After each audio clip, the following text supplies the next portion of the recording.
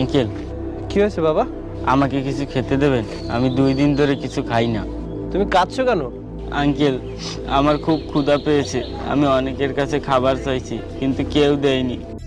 সবাই গরিব ভিখারি বলে আমাকে তাড়িয়ে দিয়েছে। গরিবরা কি না?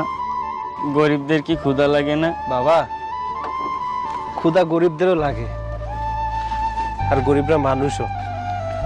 কিন্তু এই সমাজ গরিবদেরকে কোনো মূল্য দেয় না। তোমার তো অনেক ক্ষুধা পেয়েছে, তাই না? দাঁড়াও, তুমি এক কাজ করো, তুমি এই ফলটা খাও। নাও।